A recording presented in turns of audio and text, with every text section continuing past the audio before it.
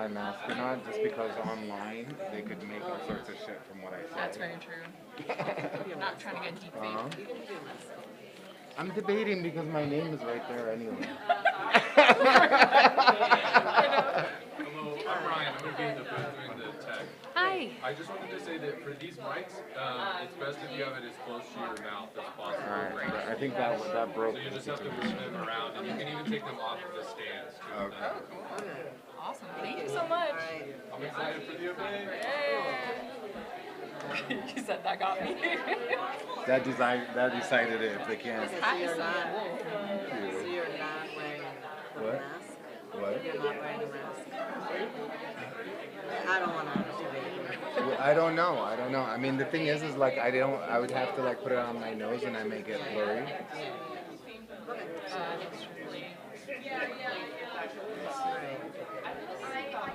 This is a good turnout. It is, yeah. Well, for what was From what it was 6:25 yeah, exactly. to now, I'm so glad.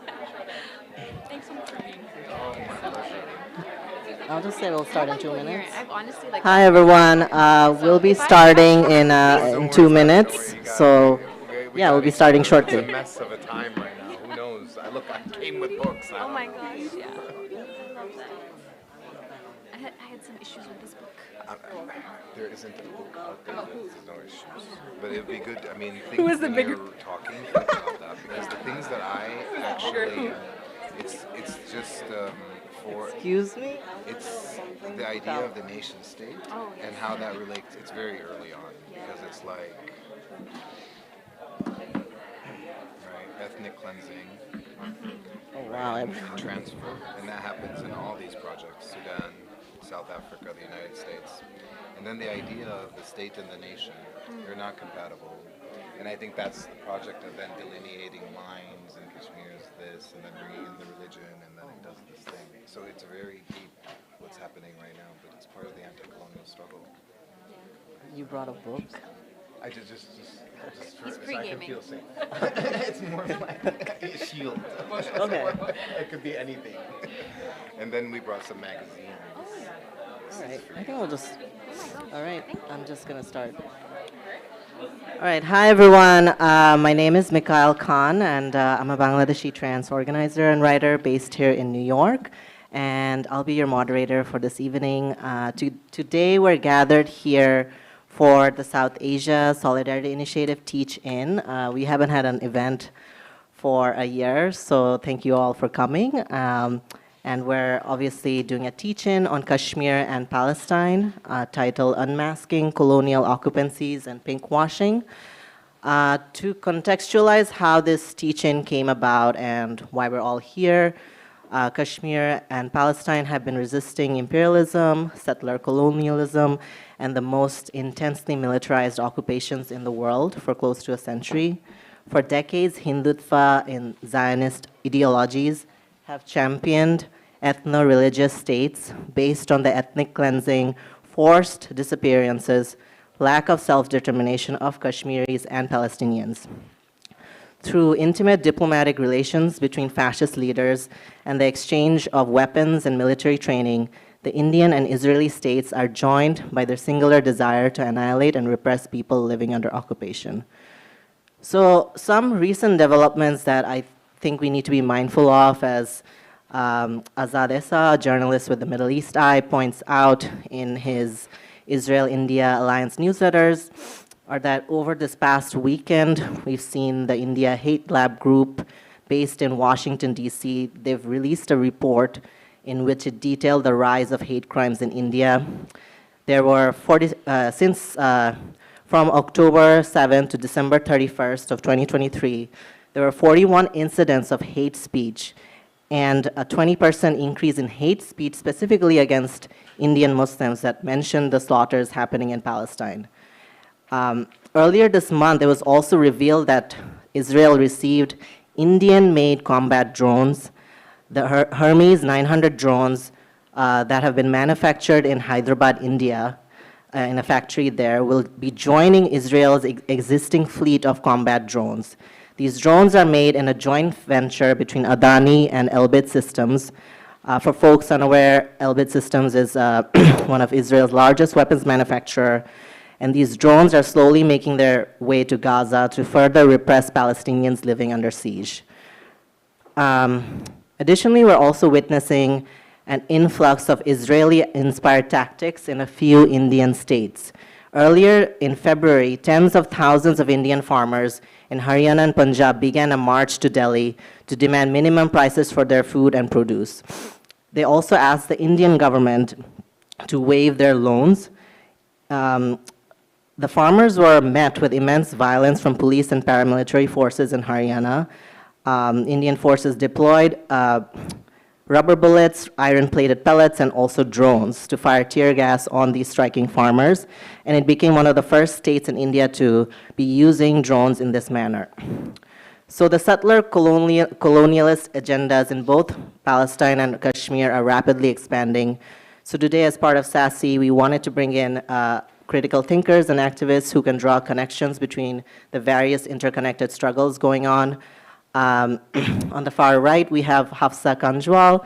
Hafsa is an assistant professor of South Asian history in the Department of History at Lafayette College in Easton, Pennsylvania, where she teaches courses on the history of the modern world, South Asian history, and Islam in the modern world. As a historian of modern Kashmir, she is the author of the newly released book, Colonizing Kashmir, State Building Under Indian Occupation, which examines how the Indian and Kashmiri governments are utilizing state building to entrench India's colonial occupation of Kashmir in the aftermath of partition. In the middle, we have Amin Husain, a Palestinian-American organizer, artist, and educator. Amin holds a BA in Philosophy and Political Science, a JD from Indiana University School of Law, and an LLM from Columbia Law School. He has practiced law for 5 years before transitioning into art, studying at the School of International Center of Photography and the Whitney Independent Study Program. Amongst his many affiliations, he is an organizer with the Strike MoMA Working Group. And to my right, I have Anka. Their pronouns are they, them. They are a Kashmiri-American organizer, advocate, and educator based in Lenape, Hoking. Much of their work has focused on reproductive health, rights, and justice, particularly for Muslim, BIPOC, and LGBTQ+ folks. They currently organize at the Audre Lorde Project, a Brooklyn-based center for queer and trans people of color, and with the South Asia Solidarity Initiative around Kashmiri liberation and resisting Hindu supremacy in the diaspora. So I'd like to kick off our teach-in with just the question around how are the liberation struggles in Palestine and Kashmir intertwined? Hafsa, if you want to go first.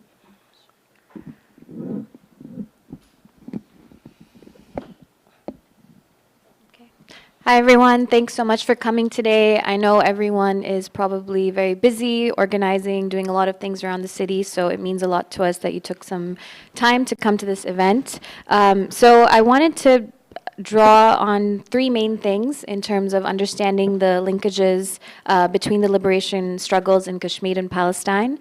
The first, because I am a historian, are the historical linkages. The second is the modes or the methods of control that both governments use in their respective occupations or colonies. And then the third is resistance and how resistance is met with.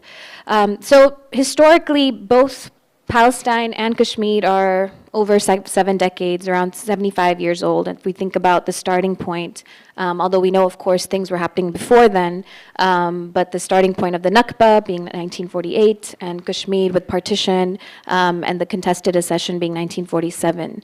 And both have a legacy of British colonial rule. With the Palestine, of course, we know about the Balfour Declaration, and Palestine being a British mandate. And with Kashmir, the British were not directly the colonizers in the princely state of Jammu and Kashmir, but they were indirectly involved in the governing of the region. For much of the British colonial period, Kashmir was a princely state that was ruled by a group called the Dogras that were Hindu rulers from the region of Jammu that treated the Muslim majority region extremely poorly. And so the liberation struggle or the freedom struggle in Kashmir actually predates partition itself between India and Pakistan, and it was directed against Kashmir's monarchical rulers. And so we have these longer histories of organizing well before 1947, 1948, shaping of these kind of nascent national identities, but that are still kind of connected with broader trends that are happening in other parts of the world. And then, of course, with the break of partition and with the Nakba, you have both of these regions being mired up into the building of these new nation states of Israel and then, of course, of India. And so that process is also a very violent one. Of course, everyone here knows about the Nakba and the number of Palestinians that were killed and expelled from their homes. But even in the region of Kashmir, a lot of people don't know that in that transition period, about 250,000 Muslims from the region of Jammu were killed, and another 250,000 were exiled or sent to what was now Pakistan. And that fundamentally changed the demographics of this state and kind of made the case that India kind of used the fact that there were more Hindus now in Kashmir, especially in the Jammu region, to lay claims on the region as well. So there's these histories of both earlier self-determination struggles and ethnic cleansing, and then the two issues become internationalized. So the United Nations gets involved. Kashmir and Palestine are the two key issues in the international community. Both have multiple resolutions, of course, different partition plans and resolutions that are involved. With Kashmir, it's the plan for a plebiscite that Kashmiris were granted their right to basically decide which of these two countries they would want to join. So there's the internationalization of the conflicts around the same time as well. And then there's just histories of different types of ways in which both India and Israel have ruled over these regions. And part of what I think is important to note with that is it's not one very simple story. So for Kashmir, there was a period when India really tried to incorporate Kashmir into the Indian Union using state building, which is what I look at in my work, and trying to integrate Kashmiris into India and use things like empowerment, economic development. So these were, and even democracy, to try to bring people within the framework of the Indian Union. And then when that didn't work is when they turned to kind of what we're used to seeing colonial powers do, which is use violence and explicit violence. And so the timing of the first Intifada and the Kashmiri rebellion against Indian rule is also in the late 1980s. And this is where you hear, of course, about the thousands of people who are being killed, who are being detained, the use of sexual violence, periods of calm, right, because some kind of negotiating deal is being made with the collaborating regimes in both cases, and then another period of unrest again with the second Intifada in Kashmir, and then, with the second Intifada in Palestine, and then in Kashmir starting in 2008, massive protests. So there are a lot of these kind of ways in which the ways in which both governments have tried to suppress people's resistance. There's been a lot of overlap with that. The ways in which I think primarily what strikes me and what's of interest to me is the creation of groups like the Palestinian Authority in the case of Palestine, and with Kashmir, the unionist parties or those mainstream parties that are, that are working within the Indian electoral frame. To use that to kind of suppress more radical or revolutionary potential within each of these occupations. So I'll kind of stop there, but yeah, I hope that gets to some of these linkages. Thank you so much. I'm really happy to be here. I guess I'm just going to add to what Hafsa said by way of a context, maybe. But I'll start also with my background. I think it's important. So I'm Palestinian, but I'm from the West Bank. I'm from a town called El Bira. And I think it's important when we talk about colonization that we recognize that colonization impacts subjects and does subject formation in different ways. So I'm not a refugee in that way, right? I think it's important to recognize these distinctions amongst each other because precisely the logic of colonization is to create difference amongst each other so that coming together is impossible. So that's my background, and then I came here for college. because we're talking about Palestine and we were mentioning 48 and 47, the shared experience of the British or the colonial period is important because neither of these people or peoples are free. So in a way, the colonial question remains open precisely because of the resistance in Kashmir and in Palestine. But going back to the West Bank and 48 and dates, I think that 48 was created on 70% of the territory, and then the West Bank, used to be under British, under Jordanian rule for a while, and in 1967 that got taken with Gaza. And you also know right now, since you've been in the movement, that 70% or more of folks in Gaza are actually refugees, several times fold. It's also interesting in talking about these things, what does a refugee look like when there is no nation state? So I'm just going to, just put these questions out there. Because I think that part of what is impressed upon people in October 7th, when when people resisted from Gaza, that there was this position in which they weren't going to wait until they died to fight back, right? So this idea of not co-signing on your death is really important, but it also requires a different logic that they were capable of doing. I say that also to kind of think about these questions that we're used to thinking about, but to challenge ourselves to think about them differently because the conditions are different after October 7th. It's not simply because there's a genocide. The genocide's been ongoing and it's multifold. It's streamlined, it's brutal, it's a tactic, it's a thing. It's happened worse in other times. But then there's something about, again, Kashmir and right now in Palestine, is that the resistance is also reclaiming rights. Right? How is it reclaiming rights? By saying that you can overthrow your colonizer by any means necessary. This is enshrined not only in international law is bullshit. It precedes that. It's this idea of self-determining our own political, economic, and social destinies.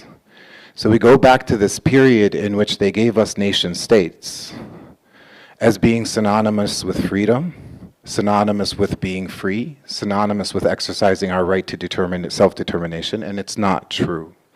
So then what does it mean for us collectively in these various struggles trying to get free when the horizon cannot be a nation state? I think this is really important. Like, we have to challenge ourselves to think this way. What does it mean to struggle to get free? The practice is being free. We get better at getting free, and we don't accept the nation-state, carceral, extractive logic, colonial logic, that's actually imperial logic that's organizing our entire relations. This begins to get at how we can resist effectively together across borders, which is important for us to quote unquote win. In unconventional ways, we define what winning is. It looks different. We care for each other. That's a win. But thinking that way. So taking it back to decolonization isn't to bringing it into a discipline or a college or a university. The practice of decolonization is one in which people resist systemic conditions of violence. The issue isn't that people like us that are trying to get free are violent or doing violence. The issue is that they're receiving the violence structurally and they must respond.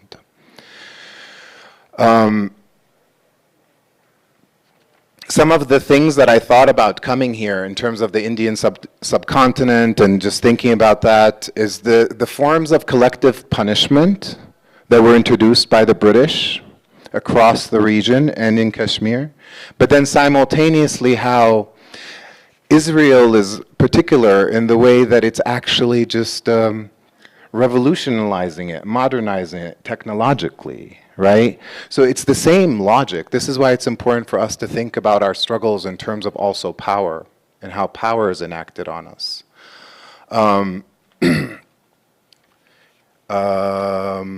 what else? So these forms of kind of punishment and how they get used, and you can see this right now. Let me give you some colonial tactics that never get old. Think about Gaza right now. No water, no fuel, no food, no medicine. And they've moved everyone from the north to the south. Now, there's still 700, 800,000 people up in the north. Those people are going hungry. Israel has said, we will allow for humanitarian aid to go up north, but they're going to give it to tribal leaders. Think about that. It's related to this idea of Palestinian Authority, or the Fanonian concept of putting people to represent people. But by doing that, what they're simultaneously doing is introducing scarcity, using food as leverage to produce a political outcome, a material outcome, giving it to certain people who have business. So now we're talking about class. We cannot talk. Identities often obscure class. It's one of the things. It's not the thing. We don't have to, whatever. But you can, and it's related to how we build together. Without feeling debilitated somehow, that because we have a privilege, right, that we just need to acknowledge it and sit on our asses. There's something in the way in which we struggle together, that these things that we have actually help us get free together. And what is that process and recognition? So I'll just end with one thought, just to introduce it into the room. What does it also mean to be from these struggles that are happening over there, but us being over here, right? I think this is why it's important to have this analysis. Capital is global. Nation states are more carceral than ever. If the nation state became liberal in the 1700s, it's becoming authoritarian and fascist now. This isn't a charge in which they'll say, no, we're not. This is a reality that's being introduced to the international world order. Meaning us as people then have to think, how do we operate in it? And you can see it also playing out in Gaza. They're insisting that hostages, prisoners get released, right, before any conversation could be had, and the war will continue on. This means that in the challenge that began in Palestine, that's trying to tell us and to call us that the struggle is planetary. The struggle today is planetary. It can't be based on nationality and nation states. We have much in common with each other based on certain identities and much difference. That's really important right now. Some initial thoughts. Thanks, Amin. So hi, everyone. I'm Anka. I'm going to follow Amin's lead and also talk about my positionality. So I'm from Azad Kashmir. And for folks who don't know much about the geography or history of Kashmir after partition, Kashmir was split during partition into a Pakistan-administered and an Indian-administered, or what I like to say, Pakistan-occupied and Indian-occupied Kashmir. And then some time later, there was a parcel that was also given to China for fun, Aksai Chin. And so I think that's important to name because it also informs where I come from in this work as an Azad Kashmiri American who has not lived in Azad Kashmir for a very long time and whose family, homeland sort of experience of Pakistani administration is very much one of political suppression and occupation, whereas we know that our folks in Indian-occupied Kashmir are under a very brutal military occupation that has been ongoing for many, many decades. And when I think about the similarities between liberation struggle in Kashmir and Palestine, we've heard a lot of the history, so I'm going to talk a little bit about where things are at now. One of the things that I feel like comes up a lot is Kashmir also under settler colonialism, right? That's something that we hear happen across Palestine. We know international law is bullshit, and we know that illegal settlements are illegal under that international law, and we know that Israel has been building those settlements for a very long time in Palestine. And to contextualize kind of in recent history, in Kashmir, in Indian-occupied Kashmir. In 2019, there was an article of the Constitution, Article 370, that was abrogated, and it provided Kashmir with a semi-autonomous special status, also kind of bullshit, but also important because this is paving the way for a new settler colonialist agenda in Kashmir that didn't necessarily exist before. So there was military occupation, there were certainly bad faith actors, but now you can buy property, and in fact, the Indian government is encouraging people to buy property within Kashmir. And just as the demographics of Kashmir was shifted before, the hope is to really do that again, right? So when we think about Kashmir and when we think about Palestine, this idea of indigeneity comes up often, right? So we'll hear Israelis talk about, I don't know if, this is a meme, so it's a little bit of an aside, but I don't know if folks have seen that meme that's like, white dude who lives in New Jersey waking up in the morning, looking in the mirror, being like, you are indigenous to Palestine, right? This question of indigeneity is really important, and it's one of the many things that within occupation gets co-opted. So when we think about Kashmir, something that has happened often is, or I will say more recently, with the rise of propaganda films like the Kashmir Files, is this idea that there is an indigenous Kashmiri, and that indigenous Kashmiri is a Kashmiri Pandit, a Hindu Kashmiri, who has been forced out of their homeland and whose rightful homeland this is, and the Muslims are the problem, and get them out, right?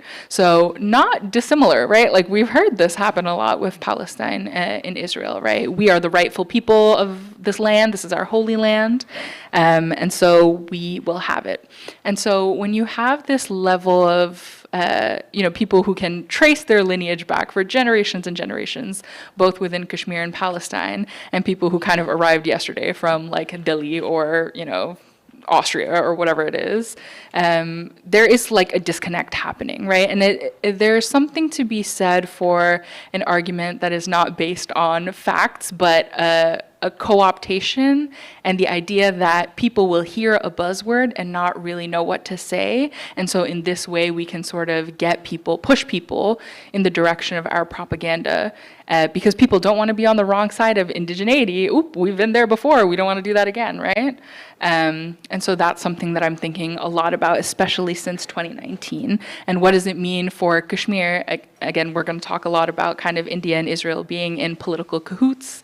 And yeah, how the colonizers essentially share like a WhatsApp chat or something about like what are the best tactics to like be the best colonizers we can be, because so much of those tactics are shared. And when we think about the current liberation struggle, the places that folks are targeting within New York City or within the international community, I know Mikhail mentioned Elbit Systems. So folks may know Elbit Systems, weapons manufacturer, big bad guys, and they have supplied weapons to both Israel and India, right, over the years. And so there was actually, and I'm forgetting the name of the town, but in the UK, over the course of a year and a half, there was a pressure campaign in a small town where an Elbit Systems factory was. And the local Kashmir community actually came together and was like, these weapons are like tested on Palestinians, used on Kashmiris, we need to shut this shit down. And they did, and that campaign was successful. And to me, that is such a stark, beautiful example of the solidarity struggle between Kashmiris and Palestinians, because I think people under occupation and the people in diaspora who are fighting in the belly of the beast, knowing that we have a stake as taxpayers, as people who have, just influence people in the global north. What is our responsibility within the liberation struggle? And what is our responsibility to draw the connections that people don't want you to see? They don't want you to follow the money. They don't want you to know that everybody is in that WhatsApp chat together, right? But it is incumbent on us, right? Whether we're Kashmiri, whether we are Palestinian, whether we're just in New York hanging out, that where our money goes, where our power is something that we need to leverage as we can. And to do that kind of digging, right? And we'll see, I'm sure we'll talk about how both like Hindutva kind of ideology and Zionist ideology are, really happy to kind of share their tactics and borrow from each other. constantly. And I think that that's something, a practice, a muscle that I think we as organizers need to continue exercising, to be in principled solidarity with each other across our differences and for liberation for all of us. And I think the last thing I'll say probably is, when it comes to liberation struggle, we are so necessarily trying to essentially stomp out fires, right? It's a Ramadan, and so both the Israeli and the Indian militaries will start an assault because that's the shit that they love to start during Ramadan, right? It's a part of that dehumanization tactic, right? So, you know, when that happens, we're like, okay, we'll protest here, we'll put out this fire here, but what does it mean for us to stop and consider what our liberation actually looks like? Right? What does it mean for us to think about what does it look like to have a free Palestine from the river to the sea? What does it look like to have a Kashmir that is able to self-determine and have, you know, the autonomy that folks have been desiring since way before partition, right? There's a long legacy of that. And so I think that there's something to be said for the imagination and the visioning that it requires. I really like, I think, an organizer from the Adala Justice Project gave a speech at an action a few weeks ago that was talking about how these movements are love-based movements. And people will often be like, well, it's hate-based, it's violence, it's this and that and the other thing. But what kind of love does it require for you to sacrifice your entire world for liberation, so that your family can be safe, so that your people can be safe, so that your land can be as it needs to be? And I think we have to continue to center that as we move through liberation struggle, because I think that will be the thing, not the only thing, not to be too woo-woo, but that is an important thing that will help us sort of have sustainability in our movements and principled solidarity. Amin, you had started talking about it, but I'd love for you to expand on this topic further. Like, what are the connections of Kashmir and Palestine to New York specifically, and what are some of the challenges you've seen in diasporic activism, both on the Kashmiri side and the Palestinian side? I think we're engaged in a practice, and you see it happening since October 7th, where people combine research, organizing, direct action. They map out the city. They see material targets, and those targets then are where sites of struggle interconnect. An example would be BlackRock, right? So take BlackRock and say, why is BlackRock important? Well, it's one of the top 5 investors in 5 to 7 companies that are profiting from the genocide in Gaza as we speak. General Dynamics, Anthrop, name them, the 5 or 7. That's right over here, right? But also BlackRock and KKR, which is an extension of that, and then Vanguard and State Street own close to half of the New York Stock Exchange shares of the companies there, right? So Ilbit is in England, but they have offices here. Mellon Bank also. If you look at those closely, they will have connections to Kashmir, I guarantee it. I guarantee it. So then the question, it's not, we know the questions and the answers. The issue is not the issue, but maybe some other questions, is then how can our direct actions, which are Palestine's allowing it to happen. You saw that with Cop City, Stop Cop City. That march was powerful. They went to sites that were doing insurance. When our struggles to come together, we're stronger. It elucidates difference and accentuates stuff, and it allows us to put pressure. When we target places like, I mean, you know, we'll talk about this more, but I got suspended from teaching at NYU, probably because of talking about BlackRock, because the chairperson of BlackRock is on the board of trustees of NYU. How many people go to NYU here? Okay, do you see what I'm saying? Now, I'll just make it even more clear. What was I teaching? Justice Lab, Art and the Practice of Freedom. Core curriculum, right? So it just shows you that these folks, if you look at the settlers, you know, in Bethlehem or in where I live, they're fucking from Long Island. Aaron, who, you know, self-immolated, right?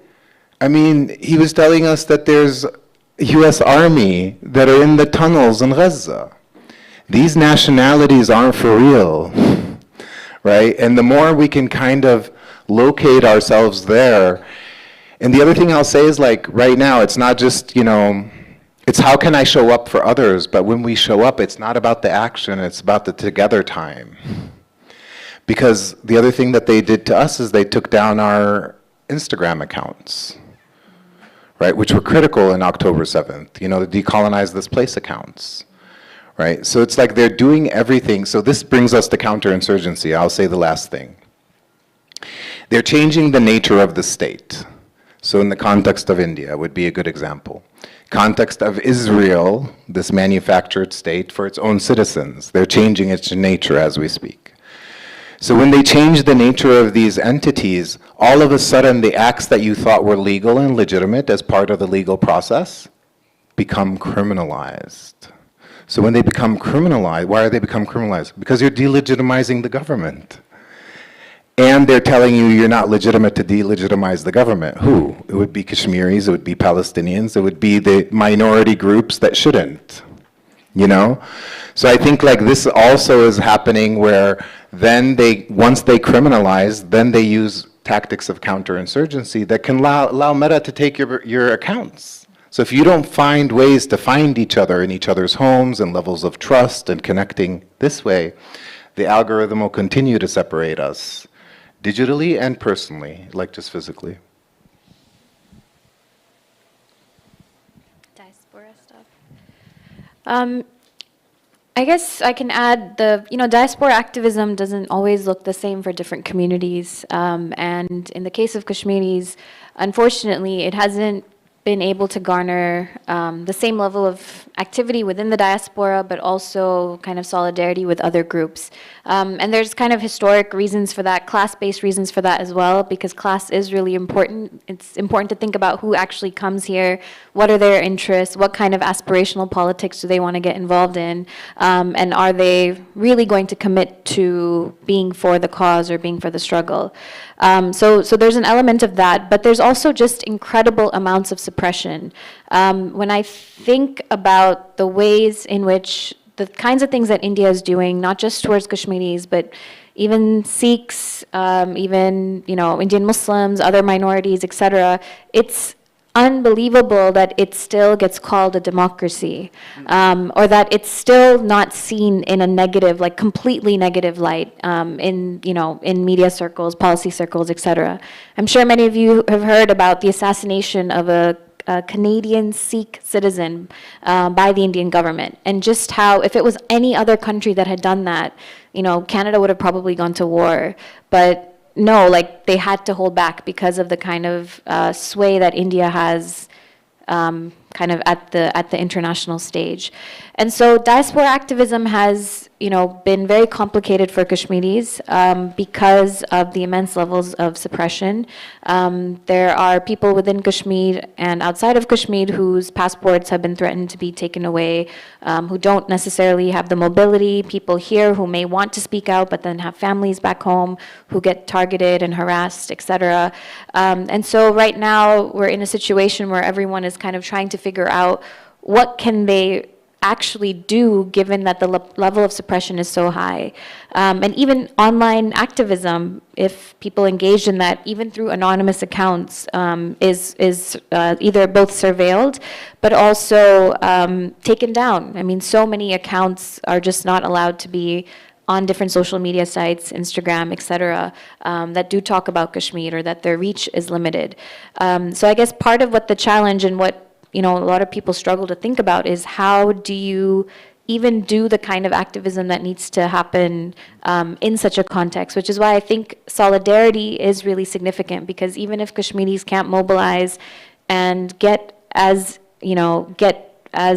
be at the front line of their their struggle for different reasons, there are people who do have privilege in the diaspora who can hopefully do that kind of work and be the face of different types of movements. But also, once we tackle like these different things, they're all connected. So for me, attacking, or not attacking, but targeting through direct action or other things that, you know, try to stop the Israeli military-industrial complex, et cetera, is so integral to the Kashmir issue, because India's and Israel's militaries and their strategies are intrinsically linked. So there are just bound to be those kinds of connections.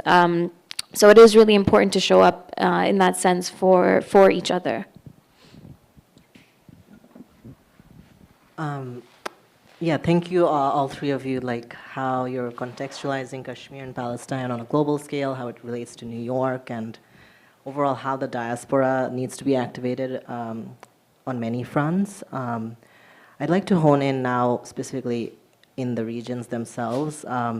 Like, unlike many countries in the global south that are reassessing their relations with Israel, we're just seeing more and more closer collaboration between India and Israel, especially in the defense and surveillance sectors. How do you see these alliances further destabilizing Kashmir and Palestine, and what is on the horizon now for both regions? Hafsa, if you want to speak more about the Kashmiri Women's Resistance Front, we'd love to hear it.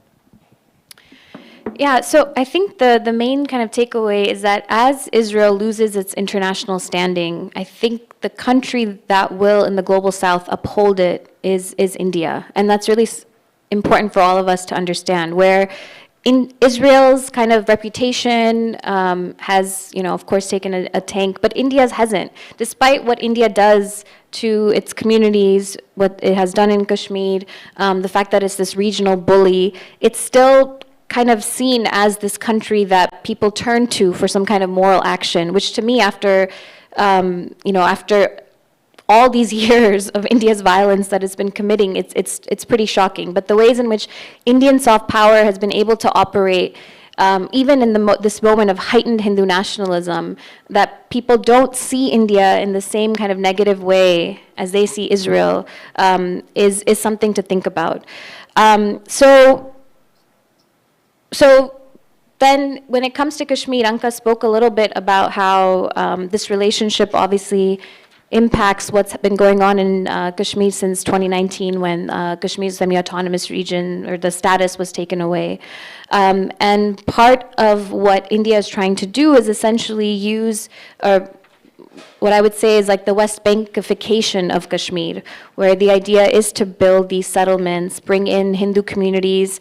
They won't look the same as the kind of settlers that come into the West Bank, the Jewish settlers that come into the West Bank. They may be laborers. Right now there's a colony that's already been set up for families of Indian soldiers. So the demographics of who's going to come in is going to look different, but they will be there. They'll change the numbers, and you know, people will be given the right to vote, and so those kinds of changes are happening slowly, and it's not, you know, it's not something that's made up. There was an Indian official a few years ago who was on the record having said that we already have a model that very close to us in NYC, the Indian consulate or the embassy here, that we already have a model. It's the Israeli model. If they can do it, why can't we? So it's clear that that's kind of what they have in mind. And we spoke earlier already about what's happening with the farmers and the drones and like this increased weaponization, the transfer of those weapons. But significantly is that even if there is an arms embargo on Israel by many countries around the world, India still buys almost half of Israel's arms. And so with India by itself, Israel can get around a lot, especially when now India can sell Israeli weapons through its own markets as well, right? So I think India's role in all of this is really critical, and I think more of us should be paying attention to how they are now directly involved in the genocide in Gaza and the occupation. Yeah, I mean, I think to all of that, one of the things that I see also how they're collaborating is with the migrant laborers. And I think this is directly related to settler colonization, because the taking of the land to force the population to then have to sell its labor to captive markets. And then the dehumanizing aspect is that they force you to build your death through settlements. Who builds the settlements? Who builds the wall? You know, they do this. It's the Palestinians. We were forced to do that, which exacerbates the difference that I was trying to say. But it's about also the logic of the colonizer, where the way they try to defeat people is for the colonized to internalize their defeat. It's the only way. Even when they use extreme violence, it's not what they want to do. Because at the end of the day, the way this works is that you police each other, right? And you sell each other out. And, you know, and no one is immune to this. Not the Palestinian liberation struggle, no one. Look at what the Palestinian Liberation Organization became. Look at the Palestinian Authority and how they're just facilitating what Fanon wrote best about in Wretched of the Earth. Nothing new there. So in a way, the colonial condition is not possible without the collaborators of it, but then they create the material conditions that generate it, you know? So, but thinking about migrant labor, surveillance, and also I just, you know, thinking about settlements, how they form. Well, in our experience, what I know about Palestine, the settlements that we see right now, let's say around Bethlehem, those were military barracks, right? They start with the military and then their families, and then they grow. And then they take more an offensive posture. So then those settlements also have their own army and militia. And then sometimes they cause the violence themselves to get then the excuse to have superhighways that circumvent large populations that they think are violent towards them or unaccepting of them. And that's how you end up with the Batustans in South Africa.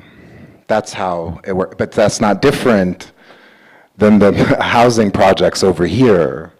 And I think this isn't, you know, I say these things to also add, what does it mean to be in solidarity? I think these things are open because we're asking big questions. I think that one of the things that we should consider is that what does it mean to fight colonization over there when we recognize that it exists over here and we uphold it in our life?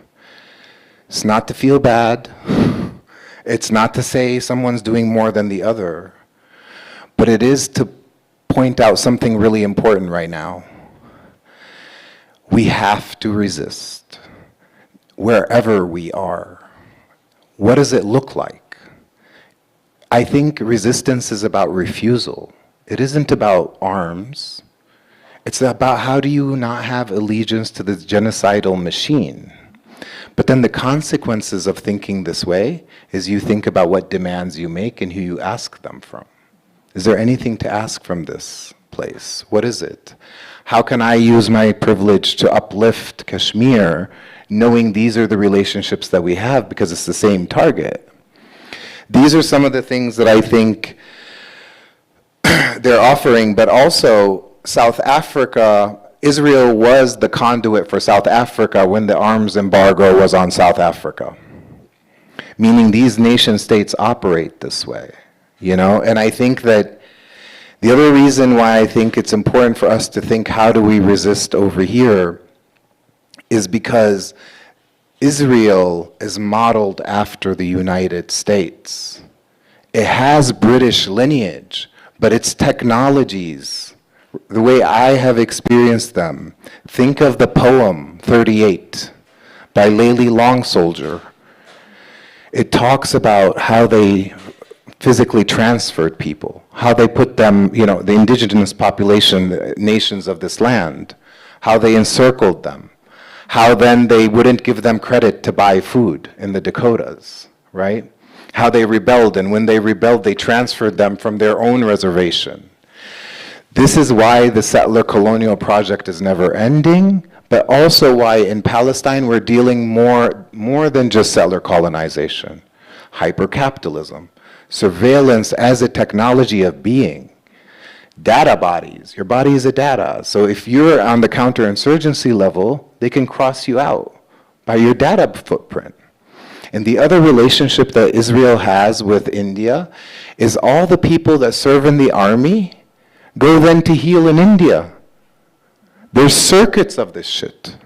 And the other circuit that they have is that they make vegetables. So the idea of farming, either to get around the boycott divestment so it goes with an India stamp, or the reverse, right? So for us, we can't cross borders. We can't get a fucking passport, but they can do all this. Why is this important? Because thinking about liberation struggle is how do we think about resistance effectively together? And these are part of the questions. Thank you. Yeah, I think the triangle is really the U.S., India, and Israel, right? Like, I think obviously the topic of our conversation today is thinking deeply about India and Israel, but there's like a route happening here. And so when talking about forced labor, for example, I'm thinking about in the U.S. A few years ago, there was, maybe last year, I don't remember, in New Jersey, a huge temple opened up, right? It was like a $90 million project in like Robbinsville, and then come to find out that there is indentured labor being used from lower caste Indian people. The temple literally said, oh no, they just came and volunteered for us. That was truly the legal excuse, right? And so these folks were saying they're paying us $1 an hour, right? And we're working 70 hours a week, and we're making this massive multi-million-dollar project. And so what does it mean to have this kind of cycle of oppression that is really always based around caste, right? Religious minorities. I think people sometimes like to say, I think this could be controversial, but people say, like, you know, Palestine or Kashmir, it's not a Muslim issue, right? And I think it's not a Muslim issue insofar as it does not only affect Muslims, it does not only require the attention of Muslims, but certainly there is something happening here, right, around a global Islamophobia, because what do the U.S., India, and Israel have in common, right? At the center of their triangle is also an intense dedication to structural Islamophobia, as well as structural casteism, right? We'll talk about, I know we're going to get a little bit more into the ideologies of Hindutva and Zionism, but one thing to think about is how caste, for example, is playing out. So in this temple, we know that the Indian Trade Workers Union recently, Israel tried to contract a bunch of people to come and replace Palestinian laborers in Palestine. And the trade union was like, no. The government was like, yes, please. The trade union was like, no, right?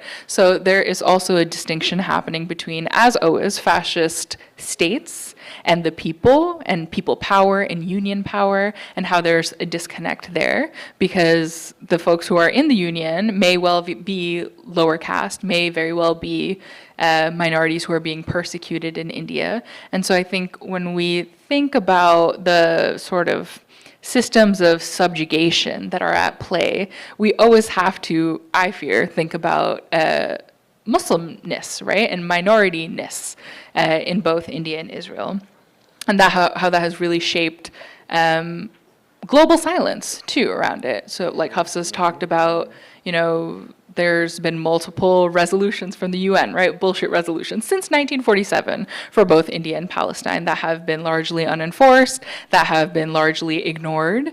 And so when we think about, I think there was like an Al Jazeera article a few years ago that really stuck out to me, because at one point it said something like, you know, India and Israel are painted as these neutral, value neutral states, and they're just trying to have peace. And here these Muslims and Arabs come and they're just trying to rabble rouse, right? As if people are not trying to fight for self-determination and for liberation and for life not within occupation.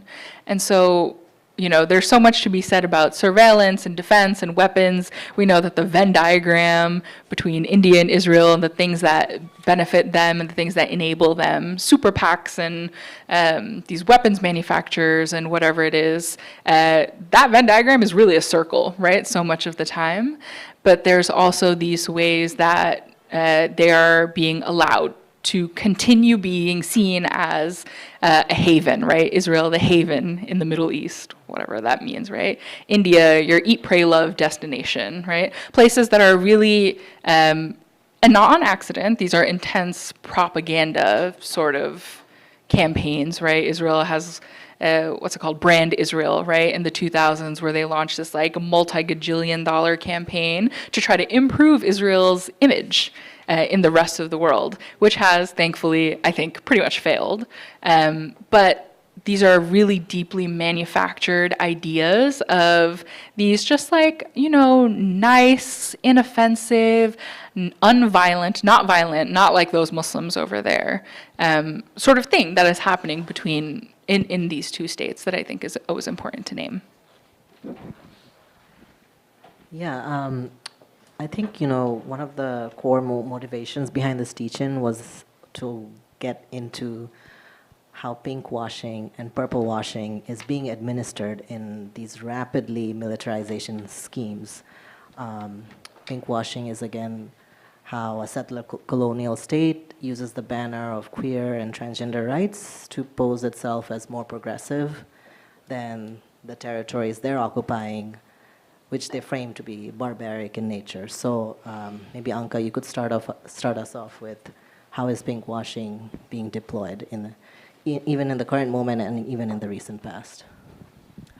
Yeah, I mean, I love talking about pinkwashing, even though it's extremely depressing and bizarre. But yeah, pinkwashing, it's a weird thing to say, but I think Israel is the gold standard, right, for pinkwashing. When we think about pinkwashing and even the term homo-nationalism being coined by Jasbir Kaur, it was squarely within the context of Palestine. And so, you know, I mentioned this Brand Israel campaign, and part of their work was also to brand Israel as literally, quote unquote, a gay oasis in the Middle East, right? So come here to Tel Aviv, where you will have your gay tourism, and, you know, don't go over there because, you know, Hamas will, like, chop your head off or something like that if you're gay, right? And I think that this has historically been, you know, an angle that has been used, and I think even in the recent moment, that has come up a lot. I don't know if folks have seen images of like Israeli occupation forces holding up pride flags in Gaza, right? On the ruins of Gaza, saying things like, this is the first pride flag that's ever been raised here, right? And so in this way, pinkwashing is this mechanism by which they're attempting to co-opt this idea of queer rights in order to say, we are doing the right thing here. We're actually bringing queer liberation to these people after we kill them in mass, right? And so I think I've been very impressed and excited by, I think, queer folks' like general skepticism in the recent past about this, because it's fallen flat, right? It's like in Israeli, an Elbit Systems death machine will not be able to tell if you're queer or not. It doesn't matter because you're Palestinian and that's all that matters, and so we will kill you because that is the purpose, right? And there is no mention also of the fact that the Israeli state will routinely entrap queer Palestinians and force them to become informants on their own people, with the risk of outing them, right? With the risk of putting them in some other kind of danger, right? And this is the state that calls itself the gay oasis. Something that I also just learned that I thought was really wild is that gay marriage is not legal in Israel, right? So there's this idea of we have a moral superiority to you, over you, right? When it comes to queer people. We're not like those homophobic Arabs, those homophobic Muslims, whatever. But there's deep homophobia within Israeli society, within the Israel state, right? And so maybe it's fun for you if you're a cis gay white dude and you come to like a yacht in Tel Aviv for your vacation or something like that, right? But for really nobody else is it actually, you know, a good time, I would argue. And there's certainly no queer liberation, right? If you're an occupying force. And so there's often this idea of like, but the Palestinians are homophobic, right? As if the Israelis are not homophobic. As if Americans are not homophobic. As if this doesn't exist and queer and trans people are not killed every single day all over the world for being queer and trans, right?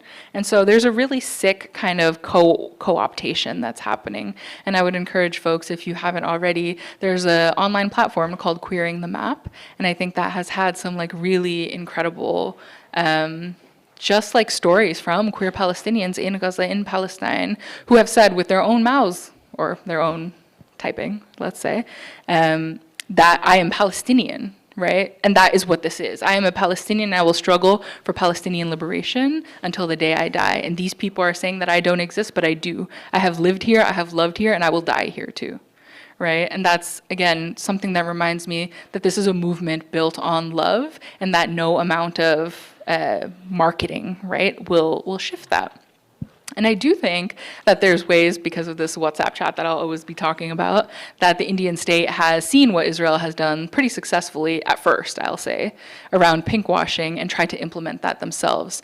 So India, another state that I would say does not have a great track record around queer inclusion, but will posit itself as like a moral authority on queerness and say that we're not like those Kashmiris who are, you know, savages and who will also, it's always the thing about beheading, right? Like that's also very coded, right? We're going to behead you, you know, that's just because you're Islamophobic.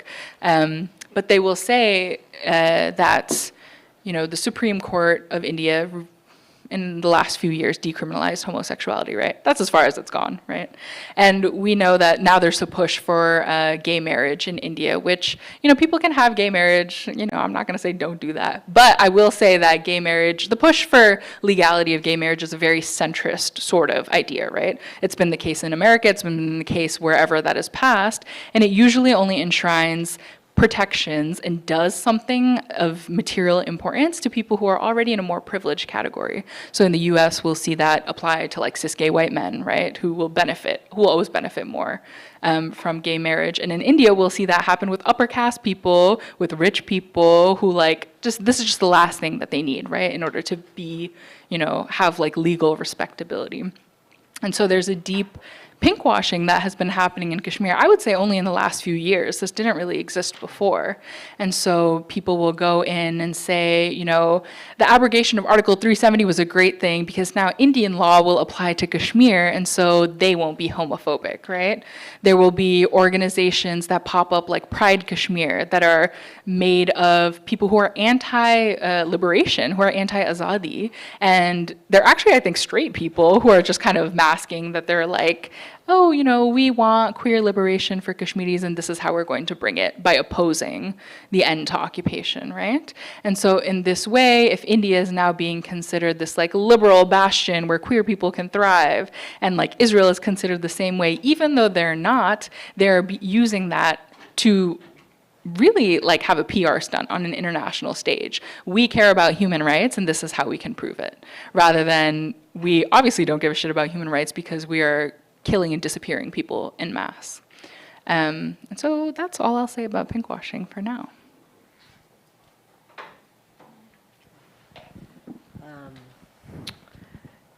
Yeah, again, what we're seeing in India is like they're obviously repressing and also murdering other queer and trans minorities there while doing the PR schemes in Kashmir. So, and again, this has to do, again, what we essentially also came here to talk about, what are the critical similarities and differences between Hindutva and before Hindutva, you know, it would be labeled as Brahmanism. So what are the critical similarities and differences between Hindutva/Brahmanism and Zionism? So maybe Hafsa, you could expand on that.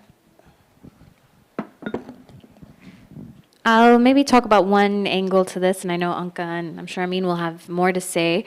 But I guess I wanted to put like a clarifying note in that oftentimes it's Hindutva that's seen as the problem in India, but Kashmir's occupation actually begins with the Nehruvian period, right? This golden age of nostalgia and secularism and pluralism in India. And so there are significant overlaps between India's liberal secularists and the Hindutva brigade, because they're all in a spectrum in this kind of like upper caste Brahmin kind of foundation. And so I think that's really important, because the earlier, what was there before was also super Islamophobic. There were attacks against minorities that were happening under Congress governments as well. But people tend to overlook that because Modi is seen as the real problem in India. And there's an erasure of that casteist history, that violent history that is really rooted in so many ways in India's foundation. But in terms of, I think, maybe not the similarities, well, maybe both of you can touch upon some of the differences, the key differences. But I think the similarities in terms of this Hindutva ideology, which again has overlap with India's liberal secularists. If you look at Nehru's writings in The Discovery of India, the imagination of India that he has is basically the Akhund Bharat. It's basically India, like India, this great civilization that existed for 5,000 years from, Afghanistan to, I guess, Myanmar or Burma or whatever. So it is this expansionist idea of what India is. And that's also why the creation of Pakistan is seen as such an anomaly, because that's not what was supposed to happen. This was all supposed to be great India. So even in terms of like the geographic contours of this ideology, they overlap. There's probably significant overlaps between Nehru and Modi. Whereas Nehru would want to assimilate the minorities, right, and allow them to feel that they are part of this great civilization. Maybe allow them to have some like cookie crumbs, but still they have to be a part of this great civilization. For Modi and the RSS and Hindutva, they have to be subservient, like completely being treated as second-class citizens. So it's a very expansionist ideology, like Zionism is as well. It's very exclusionary. It's based on religious mythologies. If you look at the maps of India, the Hindu nationalist maps of India, where there's a goddess who's basically like superimposed on the map of this idea of India, her head, the goddess's head, is where Kashmir is. And so it just goes to kind of show you how integral the idea of Kashmir being part of India is, because imagine what happens when you chop off the goddess's head, right? You're missing that's why it's integral to their idea of what India is as a nation. Anka also raised the point about indigeneity, which is really significant. And I think that there needs to be a lot more work done on this, because part of these indigenous discourses are also like remnants of British colonial and Orientalist discourses about who belonged in India before the British came and who was an invader. And we're also used to seeing like these regions from the prism of their modern day borders, but what does it even mean to be a foreigner and an invader in the 14th or 15th or 16th century? Like, what does an invader mean? What are you invading if those kinds of boundaries and those borders were a lot more porous than they are with the modern nation state? So, but then at the same time, indigeneity does become important when there's a settler colonial process that's being put into motion, right? So for now, this idea of a Kashmiri indigeneity, despite the fact that there was so much exchange and trade and travel that was happening across these regions, the idea of an indigeneity now becomes a lot more heightened because people fear, people are fearing the settler colonial process and being forced out of their homes on the excuse or indigeneity is being weaponized in this moment. I think that's what I have, but please do add more. It's something that I'm learning about. So, I'll try to make comments that I know or, from my lived experience or knowledge. The thing that I think is interesting to note about Zionism is that it's a European colonial ideology. I mean, it was conceived in Europe, right? So I think that's a difference. And it was conceived in Europe as a solution to the Jewish problem in Europe. To transpose it somewhere else on someone else's dime, right? While simultaneously be motivated not by love, but by hate. The creation of the nation state of Israel was an act of European colonial hate that produced an imperial presence in the Middle East to serve larger political questions. Zionism, as part of the Jewish community all over the world, was not a big force, right? It wasn't a big thing. It gained traction during the 30s and 40s. with the persecution of Jewish people in Europe, even though the ideology began with Theodor Herzl in the late 19th century, it became a currency that the colonial powers can support. Right? Also based on the savage, the mythologies, you know, land without a people, for a people without a land, we're going to let the desert bloom. The irony of what they're doing to Gaza is to tell you what they think about when they're talking about making shit bloom. So that was really important. But it's really kind of, so then the Jewish people started this kind of, this is an interesting question. I think people should think about it more, and I'm interested in what Hafsa thinks, but it's important for us here, who's a migrant, who's a settler, who claims indigeneity and on what basis? I mean, you don't really claim identities unless they're in opposition and to protect identity, life, a way of life, frankly. Like conditions that don't allow you to love, but you want to love. I mean, here it's generosity. One of the biggest ones, care and generosity. They don't let it happen anywhere. They don't let it happen here. That's why people have debt. Don't let it happen in Palestine either. Because if you're generous, right, they take. And you're the stupid one. That's the other thing that kind of gets claimed. So, but somehow, and the violence of the Zionist project against Jewish people should not be understated, right? Because people were not allowed to be who they are. You could no longer be an Arab Jewish person in Palestine. You can't be part of that project. You can't speak Yiddish. It's not part of the nation state project, the building project. Which brings us back to this thing. The construction of a nation is a violent act. The construction of a state is a violent act. The promise that we can build a state that could be different was proven in the Bandung Conference in the 60s. That is not going to be allowed to happen. And if there's any conditions that have changed, they have changed from the worse. So then why would they allow us to do anything different? These are questions, they're not meant to make us feel weak, but they don't want us to think about these questions. And we're really at a moment in which a lot of things are possible. And that's precisely why this idea of hope and making everyone feel hopeless, it's a trick that's being played right now, you know? I'm thinking a lot about the fact that I don't think many people know that India was one of the first nations to recognize Palestine. Right? So way back when, that's kind of where it started. So I think that is one of the critical differences with Hindutva and Zionism. Hindutva didn't come from Europe. It didn't come from outside in that way. It wasn't even at the inception of the Indian state necessarily, or at least how it exists right now. Over the decades, it has built and built and built into this huge fascist thing that was, it used to be kind of like a fringe opinion, right? Maybe some people might argue it still is. Who knows? But it is the one that is now in power, right? And that's the reason that over the last few decades, the relationship between India and Israel has grown so strong when it was not like that at the beginning.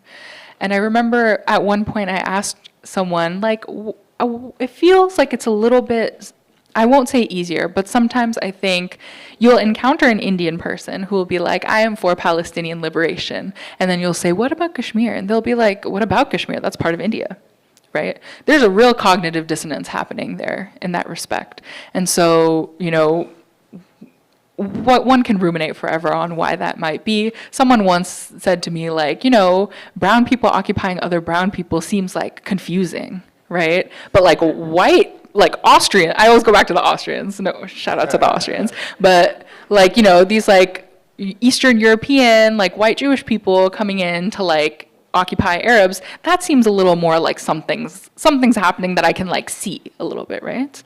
And so I think that is something that is at play when we think about how it's like Hindutva and Zionism are like manifesting or even understood. I do think that there's largely not too much of an understanding of Hindutva, again, because of the PR of it all and the fact that it was quite fringe up until, people will say like Modi is like the problem, right? Kind of like how people said Trump was the problem. And we know very well that these figureheads are not the problem. There is a deep-rooted and very powerful system of oppression that those people are the figureheads of. And so that's something I think that is important to name when thinking about those differences. And one of the things that has been coming up a lot, I think, especially in the diaspora, especially on the international scale, is this idea of Hinduphobia. So Hinduphobia is referring, I'll say it, it's manufactured. Hinduphobia is not real. There has been, certainly, we can think about instances of prejudice or discrimination against Hindus, right? We can think about the US context. We can think about Apu from The Simpsons, right? Like someone who has been stereotyped, who is voiced by a white man, like, not great, that's prejudice. But Hinduphobia is a manufactured thing that has been kind of coming up on the international scene in the last few years to, again, kind of justify and evade any accountability for shitty things that are being done in the name of Hindu supremacy. So when that temple, right, was being called out or being raided by the feds or whatever it is for using forced labor of lower caste people, it's Hinduphobia. And when people are saying, we want to ban caste discrimination, right, which is a really incredible thing that has been happening across the US, especially on the West Coast in the last few years, or we want to write textbooks that accurately reflect the history of caste discrimination. That's Hinduphobia, right? Because caste is deeply in our Hindu doctrine. We want liberation for Kashmir, right? We want self-determination. That's Hinduphobia, because who was there first? The Pandits, right? So there's like a Hinduphobia, which is being used as a red herring. And there's critical similarities and differences there with how anti-Semitism is being used. Because we do know that while Hinduphobia is not real on a structural and global level, anti-Semitism is, right? And there's deep, deep history, and everyone knows that this is a thing that continues to impact Jewish people today. And what is the same is the way that these ideas are being used for colonization, right? So always, I think, a tricky, a nuanced thing to say Hinduphobia isn't real and it's being used to justify Hindutva. Anti-Semitism is real, and that is also being used to justify Israeli occupation, right? And so I think there's ways that those ideas are used to shut down people's questions, I feel like that's wrong. I think most people would kind of be like, maybe if you're killing people in mass, there's mass graves, that seems a little shady, right? But if someone says then, no, you're being Hinduphobic, how do you move forward, right? And that's one of those places where our own fortitude and our own political education and our own commitment to resistance comes in handy, because people will try to trip you up and people will say, you don't know enough about this thing, right? How many people have heard, I don't know enough about Palestine, I can't make, a judgment on that. I can't do that, right? But you certainly can, because, you're here right now. And I was going to say Google is free, but Google has some shady things on it too. So you got to do your research. But there is something to be said there for the colonizing state will use everything at its disposal to gaslight you, right? There's a collective gaslighting that's happening. You saw this video on the internet? Actually, it's not real, right? This literal IOF soldier said this thing, said that we're going to build settlements right here and they'll be on sale in 6 months. You made that up. That the gaslighting will have you questioning your own sanity, but it is our own fortitude, right? And our own knowledge. That's the only thing that's going to shift that. And so I think it is our imperative to understand the political ideologies that are at play, where they come from, why they are being employed in the way that they are, and where they're going to take us. Because where they're going to take us is just more mass violence and more settler colonialism and more and truly an eradication of the people, eradication of Kashmiris, eradication of Palestinians, and we see that happening in New York City too, right? The eradication of New Yorkers who have lived here and called this place their home and are being slowly pushed out, quickly pushed out, I would say. Yeah, I think the concept of mythology is really important, especially how Kashmir has been placed on the India's map, and currently now we're seeing Hinduphobia and anti-Semitism being falsely wielded to punish any type of resistance effort. I mean, in terms of just where things are headed, how can we put all the energy that we have in our specific movements to bring about fundamental political and social change? Like, despite these, again, Hinduphobia is completely manufactured. However, anti-Semitism is a real thing, but it's also being falsely wielded. But how can we bring about the specific changes that we're seeking for? Hafsa. I think what's hopefully been made evident from this conversation is that the tactics that colonial states use are not new. They've been using them for centuries. And so in some ways, we kind of know what the template is. It's just going to be exacerbated now with surveillance technology and even more like heightened forms of violence that these now fascist states are deploying. So, you know, for me, what's interesting about like the India case or what Hindu nationalists in the diaspora are doing is that they're literally like someone gave them the Israel playbook or the Zionist playbook and they're just trying to follow it. They're creating their own like Stop Hindu Hate websites like Canary Mission. They're wielding their power and influence whenever there's a talk at a university to try to disrupt conversations about India or Hinduism or Kashmir. So all of these tactics have been used and reused, and they will continue to happen. And so I think part of what perhaps we have now is like a database of knowledge about how suppression happens, how resistance is curbed, the ways in which I think the most important thing, like right now, for many of us is like a psychological warfare that relies on defeatism and hopelessness that, you know, what's the point? Like, the system is just going to get us all. So I think pushing back, being in community with people, meeting regularly, inspiring each other, like on a very base fundamental level, I think that that's something we all need. But then also strategizing, because you know really what the plan is, and you can protect yourself, and you can try to protect the people around you, and think strategically about you know, what you want to tackle first.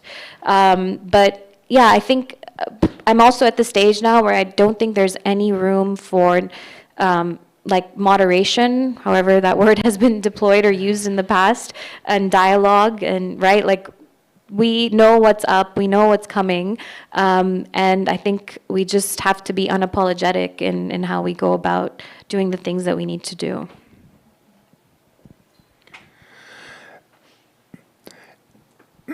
I think that after October 7th, our struggles are more pronounced as anti-colonial. I think that if you look at the Palestinian liberation struggle in 1993, it got marred with political processes for some kind of resolution that never came to fruition and really kind of solidified a settler colonial presence in the West Bank and Gaza.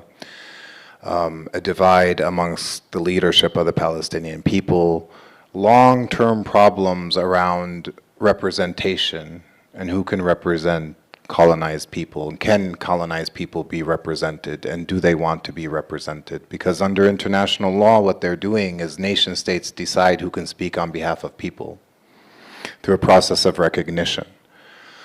And they've often selected, you know, there's multiple tests, but they, you know who they select. They select people that kind of keep the indirect rule. And so whether those people look like us or look like others, I think that's something. In terms of what to expect, I think that, you know, our universities, schools, they're sites of struggle.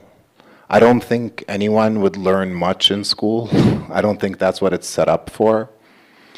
But it is kind of policing our thought and erasing collective memory and really kind of harming. They're fighting it there, and you saw it in the context. So this is where I can say what I have found things that help me breathe is when we took action against MoMA, for example. I think culture is a really important site right now. especially because it provides a little space from the state directly in its violence if you're here. And that you can meet in homes, you can meet in libraries, you can meet in spaces like this. And what we're trying to figure out is what's really happening. And when we talk to each other, we get a better sense of that. And these relationships are what's going to sustain us. But these kind of actions in which you kind of push against power, but really it's more of like to communicate with each other and find each other, is what the protests and these direct actions, I mean, in this city, a huge network has developed right now. This summer is going to be a hot summer, there's no question. But what needs to also happen is the infrastructure to sustain us, because the repression is going to get much, I mean, you know, I think that we don't have Venmo. Natasha Dillon, who's Sikh, has not been allowed to come back for 3 years since 2020, which is, you know, the police movement. They're singling people out right now because they can. And so how can we make sure that we, you know, when I got thrown out of teaching, we still gather together and study. These universities are a job. They're a place where you can take because they owe us. And how do we make sure that if you're teaching, you don't brutalize your students and then talk about liberation? You know? Because at least in classes, we tend to be the police of students. And I think it's important to recognize that. If they have the administration and the ruling class on their side, what do we have? This is important for the struggle over there, even if you can take money from your department and ship it out. Right? There's a lot of ways in which we can protect and support each other. But somehow, how we fight over there is related to how we handle our place over here.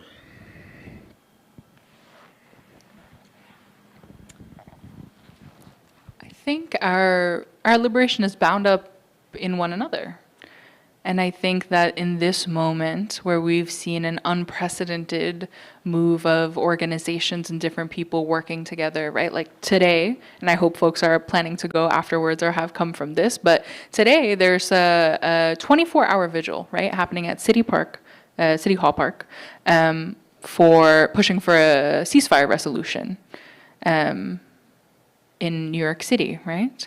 And so I can wax poetic on like if I think that is going to happen or not. But the fact of the matter is 100 organizations in New York City, local organizations in New York City. I'm talking like Theater of the Oppressed is involved. How did they get involved? I don't know.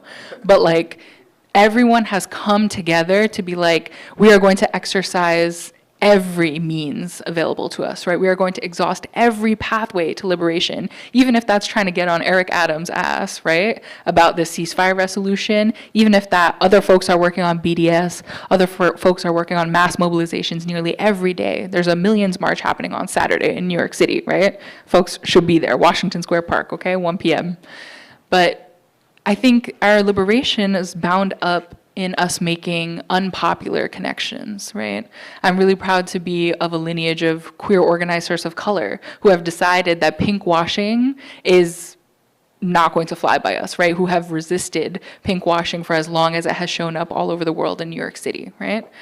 I think when I was like a college student and I read Angela Davis's book, right? Freedom is a Constant Struggle, thinking about how the liberation, Black liberation and Palestinian liberation is bound up in one another, right? That's an unpopular connection, right? The thing that they don't want you to know about, the way that they don't want us to be talking to each other to figure out how we get free and how we resist occupation by any means necessary, right? We're thinking about how the deep brutality of the NYPD is their tactics are being shared with the Israeli occupation forces, right? And so what are we going to do to decrease the size and scope of the NYPD? How are we going to work towards police abolition so that it's not only going to affect us in New York City here, but it is going to free folks in Palestine and free folks in Kashmir who are also receiving the same training, or the military folks in Kashmir who are receiving the same training and the same weapons, right? It requires us to be extremely attuned to one another, even when it's difficult, right?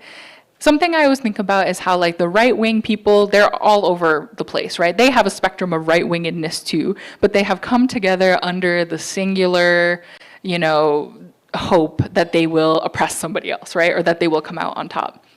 And I wonder, what will it take for us to do the same for us?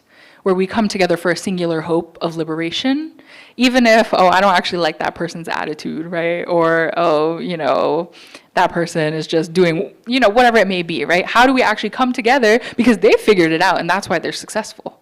What will it take for us to figure that out for ourselves? And what will it take for us to put liberation above all? I'm going to open up the floor for Q&A from our audience members. We have Sonia, who's our runner.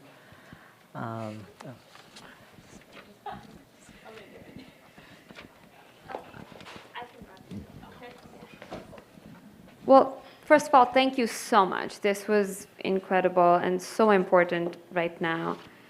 And so many thoughts, but I think one thing that in some ways all of you have spoken to, and I know you write in your book as well, maybe like if you can speak a little more about what it means to resist outside the scope of the nation state.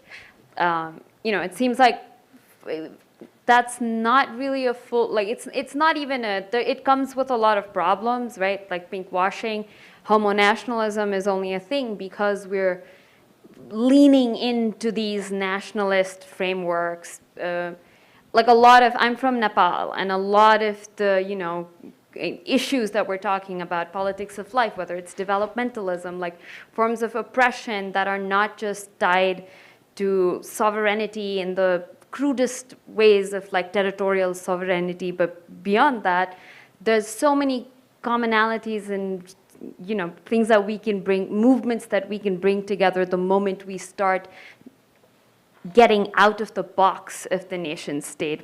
So like just, it's easy to conceptualize why it is a problem.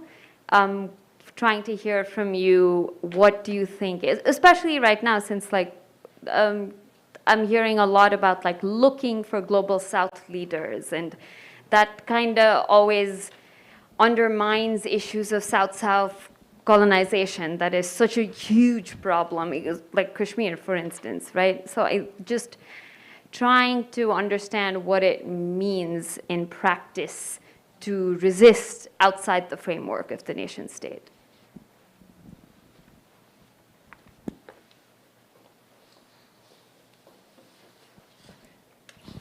Should we take like a couple at a time maybe, and then so that we have time to think?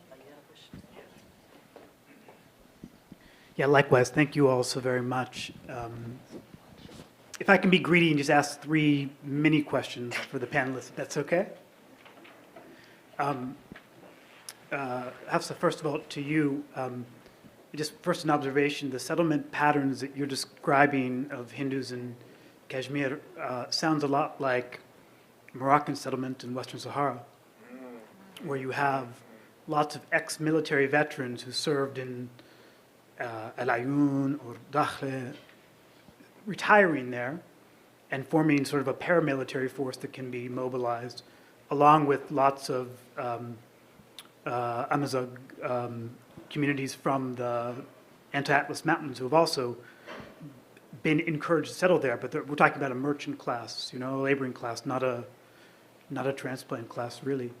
But my question for you, and also for you, okay, you can say international law is bullshit, but law is not bullshit. Law is very powerful, certainly on the domestic plane, especially when you mentioned, for instance, that Israel is not accommodating to gay Israelis, right? Because the only marriage is Orthodox marriage. But there is something, I lived in Jerusalem for a decade. Every year there would be some kind of judicial action that would allow the gay pride march in Jerusalem to go ahead despite the Orthodox opposition. And that brandished Israel's democratic credentials, right? Because the courts intervened. And so when I think about, I know very little about India and Kashmir, but when I think about the Indian Supreme Court abolishing triple talaq divorce, things like this where it looks like that you have a liberal intervention by a judiciary to do away with a practice that is seen as antiquated or even worse, barbaric. You know, so thinking about the way law is used. And then, and now for Amin, my fellow Palestinian here. This is where I start to despair as well, because you made a very good point earlier about aid being distributed through tribes in the north of Gaza. And you're probably old enough like me to remember before the Oslo Accords, you had the attempt at the village leagues. So we're not, so for those who don't know the village leagues, we're not going to go to this plays up on the divide we have in Palestinian society between urban and rural people, right? Madani and Falahi, you know, playing up on that divide. So rather than going to somebody in Hebron City who has a nationalist program, we'll go to the local Mukhtar in the village of Dura or something next door, and give him the money and the guns, you know, and the sheriff's badge, if you will. And they went to those folks because they weren't PLO. They didn't have a nationalist program. They were happy with just being a local power source that would, you know, have fealty to the occupation authorities. And so, yes, the PLO and the PA people have discredited themselves, and they're problematic. But I also worry that the alternative is worse, right? These folks who are more than happy to be sort of the Vichy or Quisling authority in a way that, you know, the PLO, I know these folks, I worked for the PLO. They had a nationalist program. They are nationalists. They are compromised nationalists, but they are nationalists. Now, if we go to people who have no national program at all and endow them with authority, that's even worse to my mind. So what do we do to get out of this? And I wonder if the caste problem is similar on the Kashmiri side. So that's enough, but thank you for all that.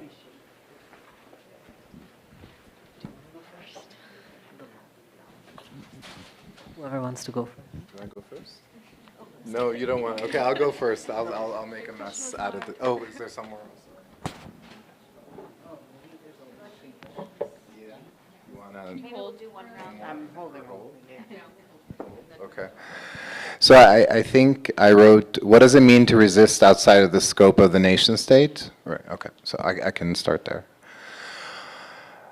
It's related to this question. I don't believe in a national project.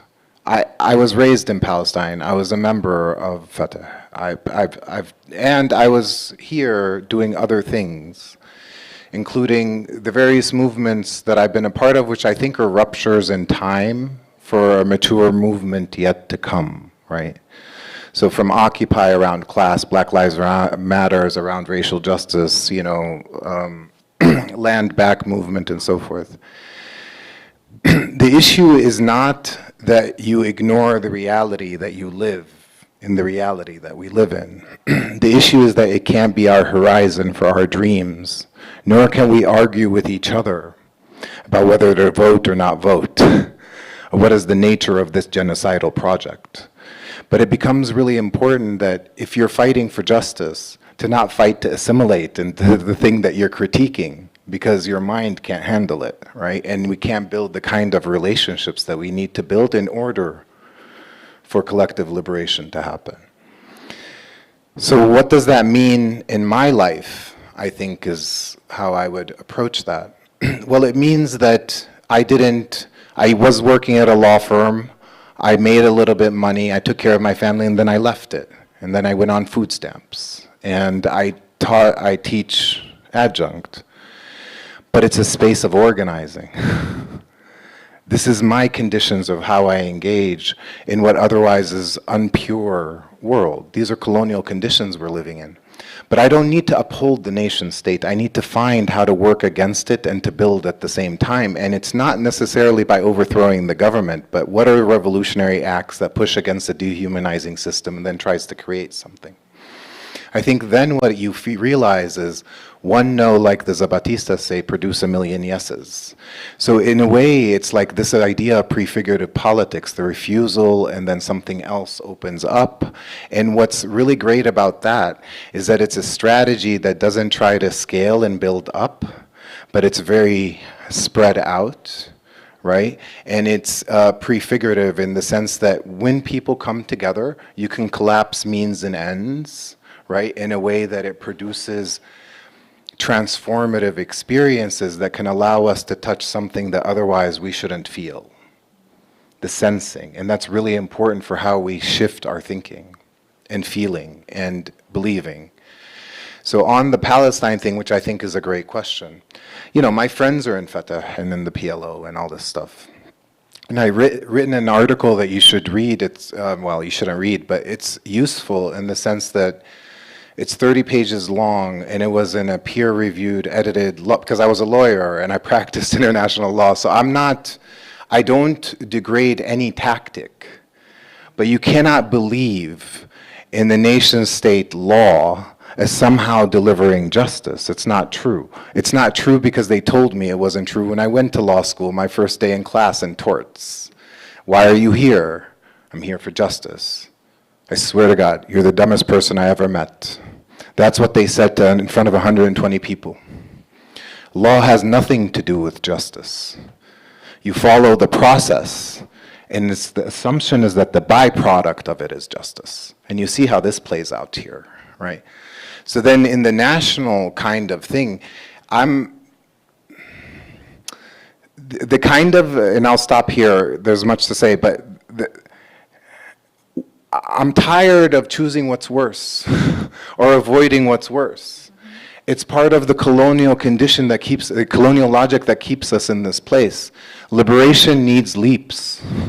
You have to leap. And people, I mean, what does it take for people that are seeking to get free to love life so much that they value life differently? Not that they value it differently. So people from a village, right? Villages are resisting now, not big cities. This is important. Nor is Gaza actually the strip that used to be called Bilad Gaza. All of where Bir al-Saba now, which is the Israeli name, is actually, right? So, but in this kind of situation in which you're supposed to think of people trying to get free, how to get free, and how not to reinforce the nation state, is what does it mean to get, I mean, the Kurdish are doing it, the Zabatistas are doing it, other people are doing it. The question is, how does the liberation struggle and autonomy not stop at the creation of a nation state? Look at Tunisia, look at Egypt, look at Yemen, I don't give a shit that Mahmoud Abbas's foot is going to be on my neck versus someone else. In El Bira, where I live, they took an entire building that's 8 floors.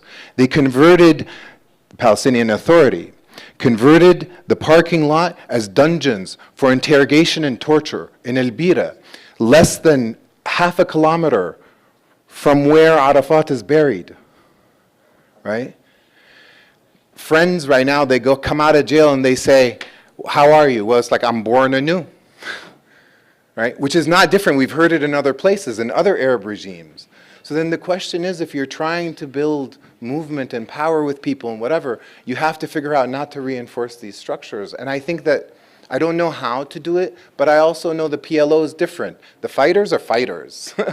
They don't need an ideology, but the people on top, they peddle ideology. And that's been uniform.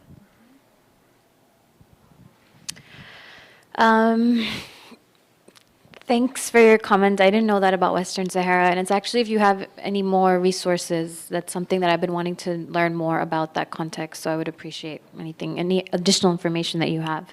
The question about the nation state, I think, is a really tricky question because so many of our liberation struggles unfortunately have state-centric dependencies.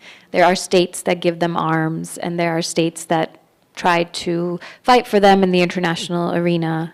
And so colonized peoples are in that kind of, they're restricted, right? They need help from wherever they can get. And of course, many of those nation states are also engaging in their own forms of occupation or oppression in different contexts. So I think this is a tricky one, and this is something that, people and movements will have to think through more critically. I mean, how do we move from like state-centric dependencies to people-centric dependencies? There's moments where there are people that are fighting for other people instead of states. And so how do we make that be the norm instead of something that's seen as exceptional? But I think part of it is internally, I think we also have to do a lot of reckoning and self-reflection about how the logics of the nation state operate within our own lives, and how we understand the world, how we understand history, how we understand the future, this question of what are the future possibilities. So there's a little bit of that self-reflection that needs to happen too. So this other question then of collaborators, I guess I want to say a bit about that because I studied them in my book, and I can see where you're coming from in terms of these are people on some level who think that they are they're helping. Some of them imagine themselves as helping the situation. It's better if we are there in these positions instead of these positions being completely taken over by the colonizer. Maybe we can help our people from time to time and so on and so forth. But what ends up happening is that colonization is entrenched even further through these actors. So for me, those kinds of actors need to be completely boycotted, socially. There should be no room for them to even, unfortunately in Kashmir, it's been a case where with the shifting of goalposts from, a liberation or azadi to now India taking away Kashmir's semi-autonomous status, the goalpost has shifted where some of these actors are coming back and saying, well, we need to just restore Article 370, which itself was not good for Kashmir, but at least it's going to protect us from having our land taken away by these settlers that are coming in, right? So the goalpost keeps shifting, and the new collaborators are brought in. They continue to entrench whatever the next colonial mechanism is, or whatever the goal is in that time.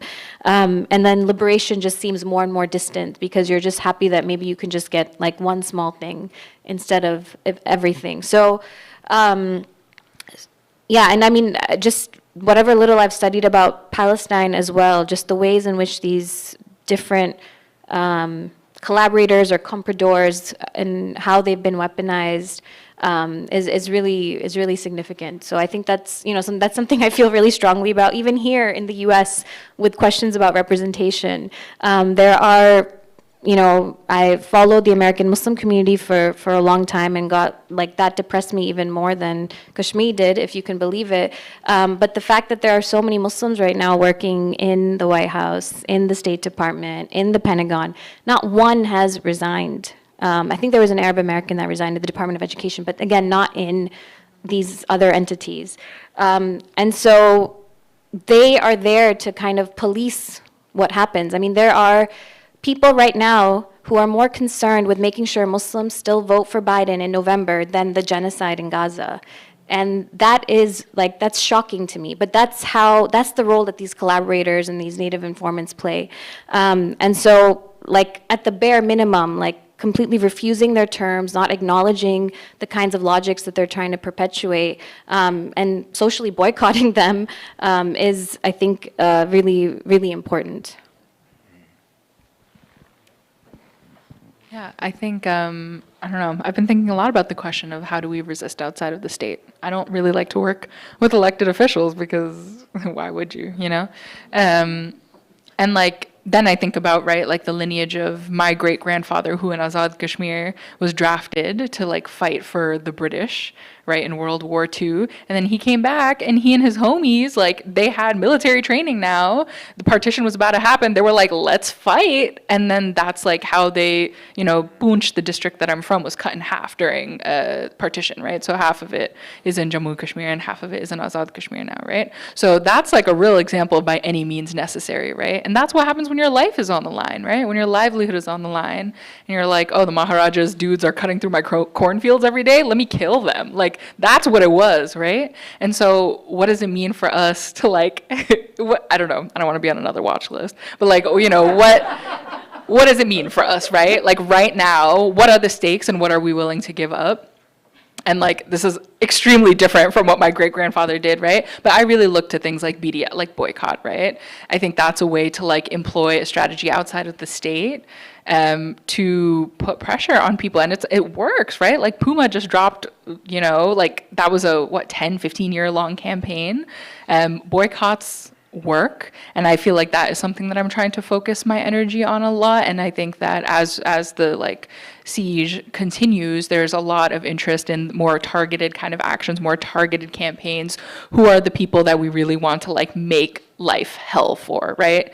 And so I think there is something to be said for exhausting every means available to us, but I am definitely more interested outside of the state, and I think that we're going to build it together.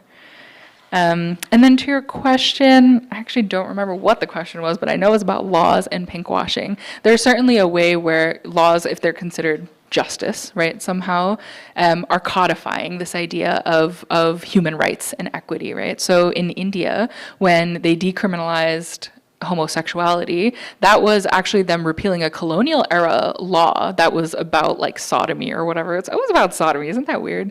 Like, and they repealed it, and it was like this liberal, secular celebration of like, you know, we now know that we are legally enshrining some kind of protection, but the absence of a criminalization is not the same as a protection, right? And I think that is something that, I don't know how that's going over in India, but we've seen it happen in the US, right? Like Roe v. Wade, for example, everyone was like, we have abortion protections now. It was never actually enshrined in law. So what does that actually mean when it's much more shiftable than we might think, right? Especially because they're standing on the shakiest thing to begin with, and then we're saying, oh no, we've codified a protection, but it's not actually a codification. And then it's selective, even when it is codified, right? So I hope that answers some of the thoughts around like laws and pinkwashing. There's a question. It works. So I have a comment and then a question. And I think the comment is inspired by what you pointed out, Anka, in terms of like the double standard of Israeli pinkwashing, where, you know, not only do these munitions not discriminate based on gender expression or sexuality, but also, you know, the IDF runs this intelligence program where they round up queer Palestinians. The thing that really sticks out for me, and I think needs to be emphasized, is that this entire division is gay people. Like, it is gay Israelis being given a place in the military where they can punch down, you know? And this is something that I can source it to a HuffPost article about Pride in Israel. They're celebrating these soldiers that do that kind of work. And the point I want to make is that, you know, whilst we've seen a lot of queer skepticism and rejection of the genocide, you know, we have trans activists like Queen Jean posting about it constantly. I'm never convinced that, you know, this is a uniform thing, because the entire Western pinkwashing project has been about delineating function for queer people to be incorporated into the nation state, right? So we're like, not queer people, but you gay and lesbian Israelis, or you transgender Americans, you have a place in our armed forces. In fact, your sexuality is of utility to the state. And I want to, you know, this is just a desire I have to hear that, you know, held up, because I remember when the whole thing became like Trump has excluded transgender people from the military. Well, I mean, the thing about that, right, is that a lot of trans people come to the military because, in the US, because it's easier to get a job there than at McDonald's. Mm-hmm. It's easier to get housing there than working at McDonald's, you know, if you're trans. You know, the company is there. So like seeing that kind of angle too. The other thing is, you know, and we can see this, you know, too, working in Hindutva spaces as well. They also draft queer and trans people to be their, you know, representatives. I really appreciated, Amin, that you brought out BlackRock, because those finance institutions are such a wellspring for many forms of repression. Like you could have a line from this, this conversation about genocide to like the sort of like massive also like, crisis striking all of the global south, and like how all, like there's such a wellspring there. But I mean, I don't know how you devise a campaign to target the financial world like that, or the more quiet universities, right? Like this is the other thing too, you're talking about unseen spaces. Everybody's focused on Columbia right now.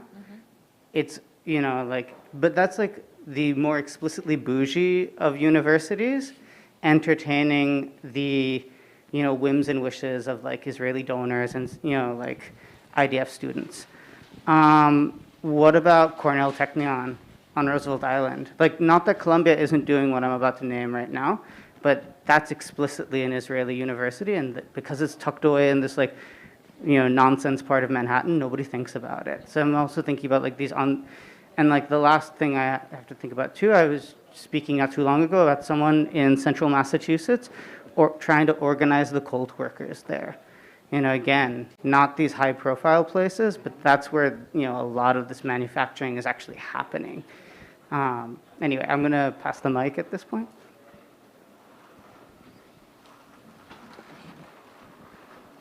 Hi, I just want to say thank you again for coming.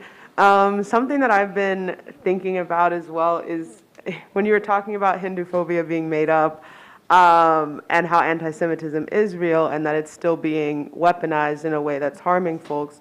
I'm thinking about how, like, in the university space, like more explicitly, they are trying to do this creation of not even weaponizing anti-Semitism, but they are creating this idea of like Zionophobia, which sounds like crazy made up, but like there were posters in NYU that were like Zionophobia, like DEI, what you don't know, here's how you can learn more about like not being bigoted in this way. And so it's this weaponization of people's fears around being bigoted, but then also getting to like the law also being weaponized is like, I'm a law student, there's like these things about protected classes, and like political ideologies are not protected classes, but there's this weaponization of Zionism as this weird intersection between religion and political ideology that they're saying, oh, actually, like what you say about Zionists can be held against you.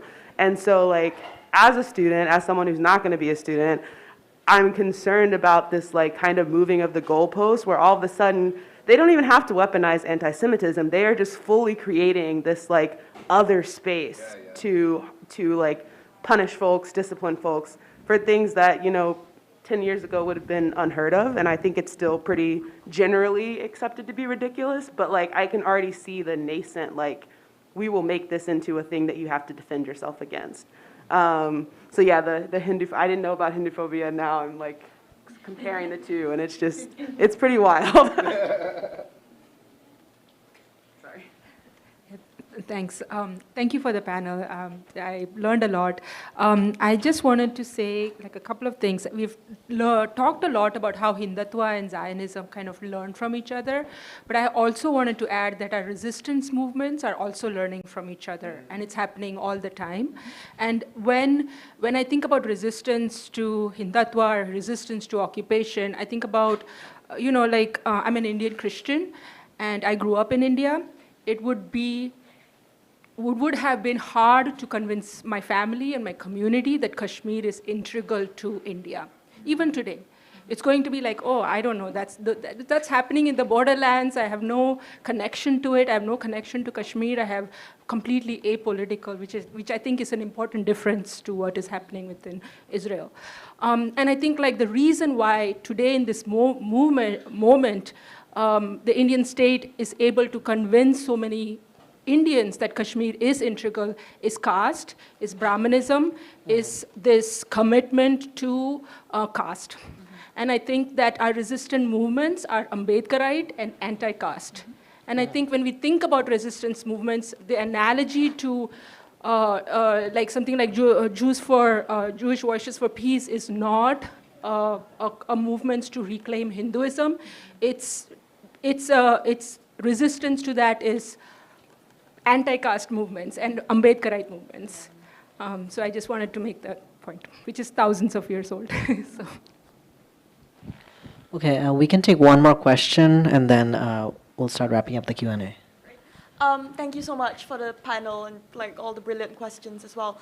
I think my question's relatively a lot more simpler. So I'm setting the bar really low for anyone that comes after me. But so I think I just want to hook on what you mentioned about how we need to abandon moderation. And I think you also spoke about your experiences in NYU and like that whole fiasco. And I guess my question is just on specifically on moderation so in NYU right now, I think we are shifting, at least in the law school, towards this space of moderation, where you will have a seminar, like a human rights seminar, like with a world-renowned professor, and a student mentions something on Palestine, and the whole room goes quiet, right? And it's this echo chamber, not of, I guess, also of like Zionism, but it's also an echo chamber of silence, which almost in turn silences the person that, because once you see there's no reaction, it's hard to speak up the next 20 times, so that makes sense. And I guess we also see the experience repeated at Columbia Law as well.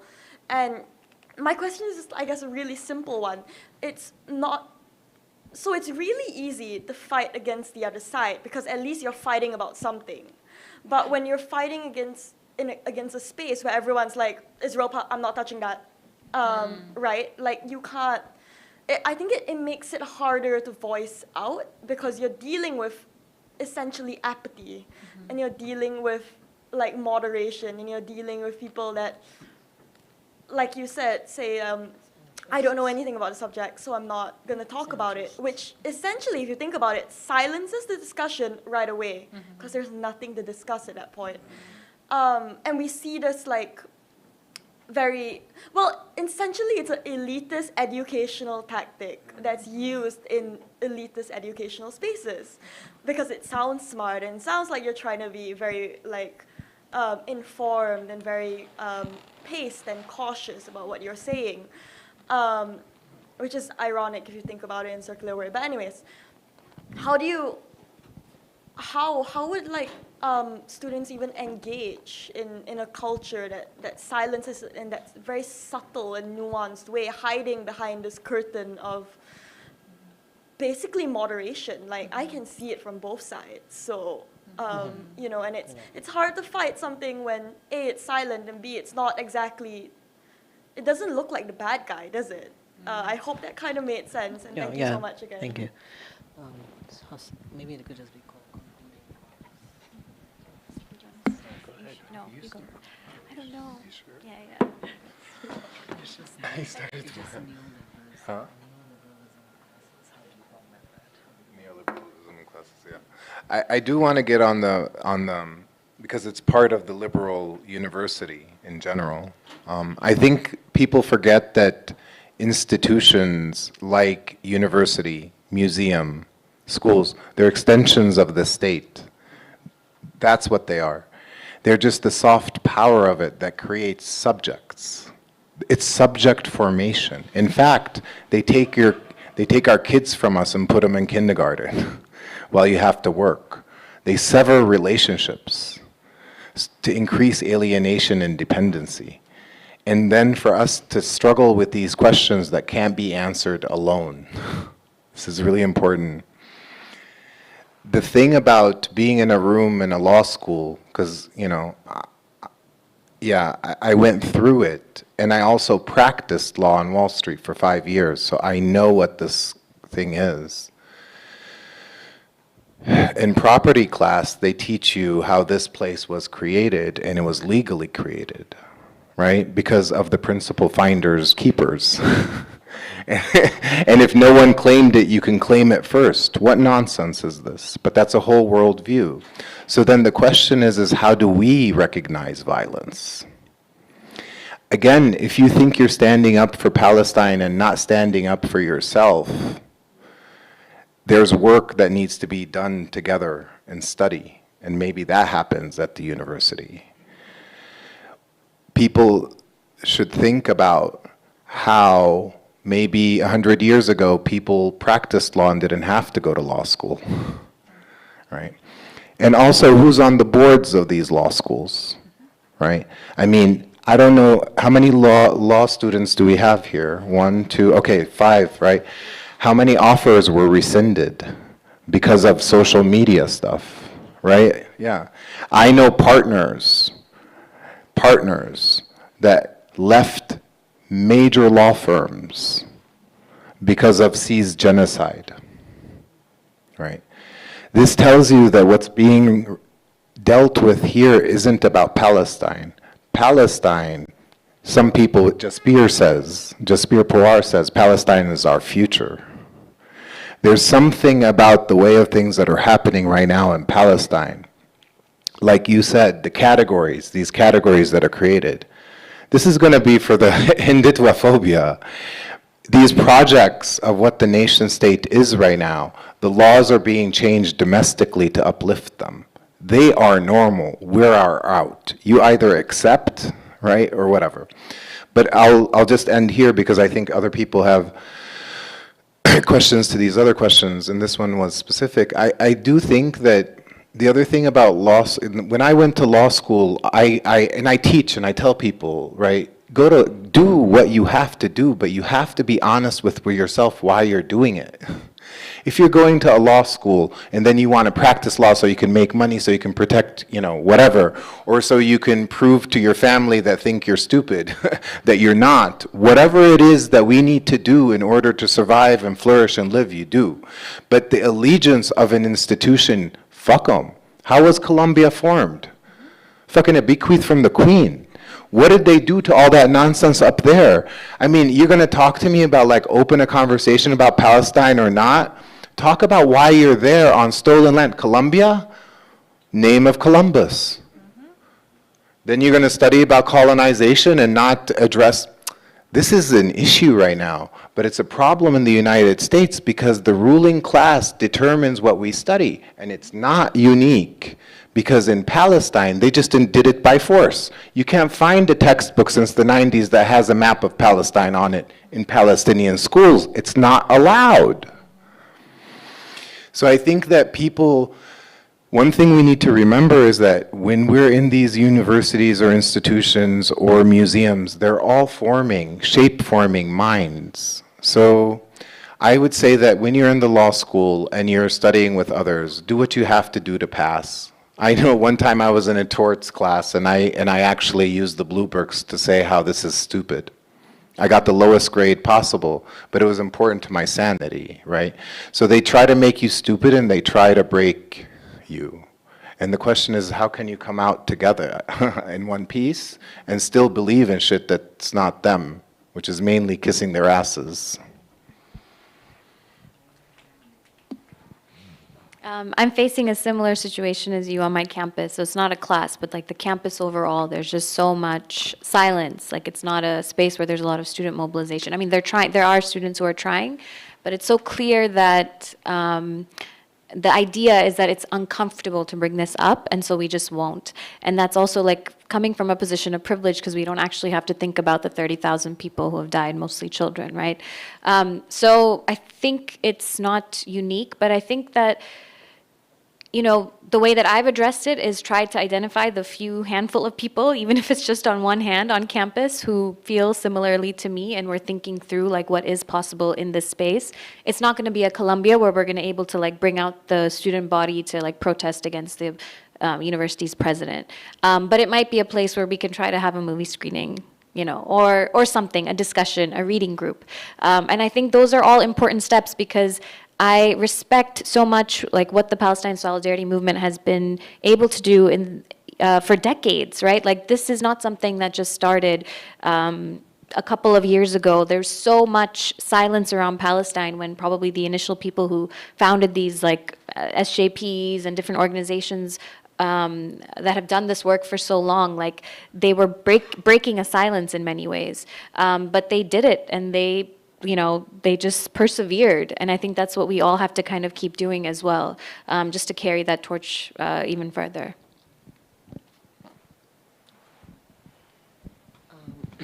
All right, I think we're at time, so I want to thank Hafsa, Amin, and Anka for this powerful and rich discussion that we've had. Again, I hope you take all the lessons we've learned today into your organizing work, into your schools and communities, and yeah, onwards and forward. Thank you all. Thank you.